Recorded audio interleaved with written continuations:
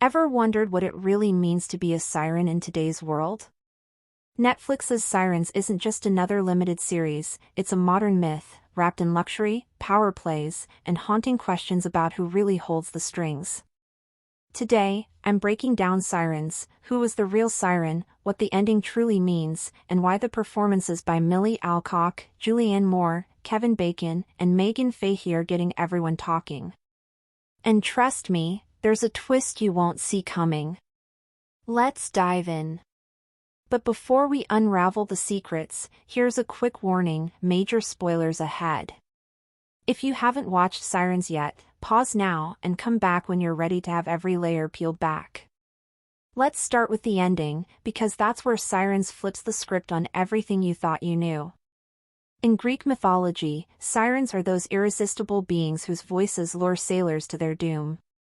Going into this series, it's easy to assume that Kiki, Julianne Moore's enigmatic, almost cult-like matriarch, or Simone, played by Millie Alcock, are the obvious sirens. But by the finale, the show wants you to question everything. Who's really in control? Who's doing the luring, and who's being lured? One of the most powerful lines in the show comes when Kiki's friends say, "We didn't pursue them, they came to us." That's the heart of Sirens. It's not just about the women's influence, but about how people are drawn to power, to luxury, to the idea of belonging, even if it means losing themselves. Simone's journey is especially telling. She starts off obsessed with Kiki's world, her style, her status, her approval. But as the series unfolds, we see that Simone's desire isn't just about admiration. It's about survival.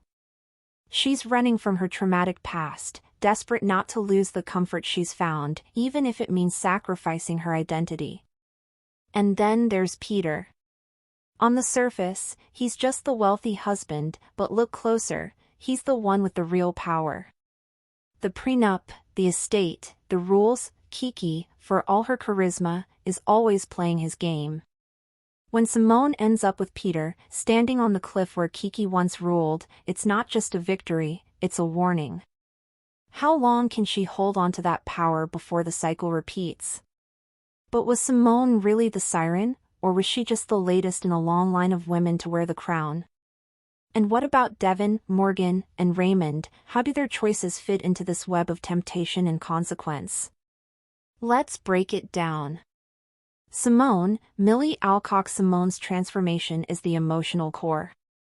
Her panic attacks, her need to please, her fear of losing it all, they're raw, real, and deeply relatable. Alcock's performance is a standout, showing us a woman both victimized and empowered. Kiki, Julianne Moore. Kiki is hypnotic, unsettling, and strangely sympathetic. Her bird sanctuary isn't just a quirky subplot, it's a metaphor for her desire to nurture and control. When she loses everything, it's not just her lifestyle that's gone, it's her sense of self. Devin, Megan Fahey. Devin is our anchor.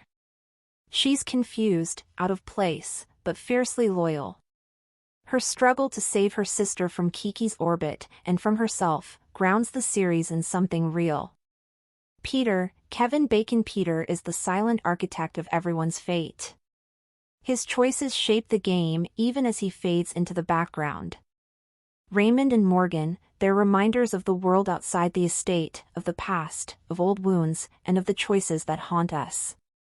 But what about the deeper meaning? Is Sirens just a story of ambition and betrayal, or is there something more mythic at play?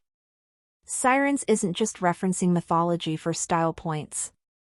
The show uses the legend to ask, who gets called a monster in our world?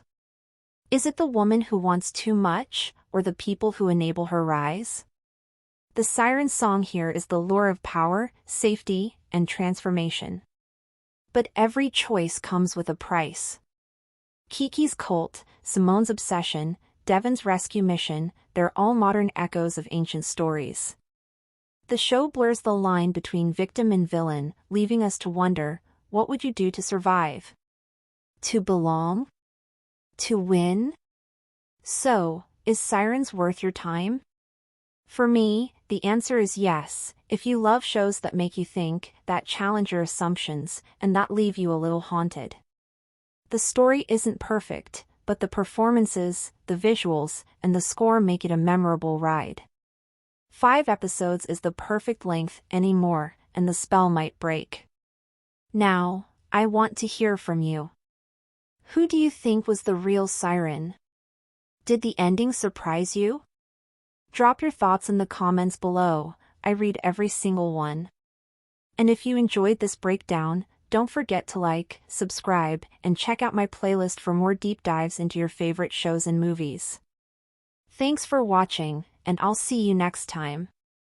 Stay curious, stay critical, and remember, sometimes the real monsters aren't who you expect.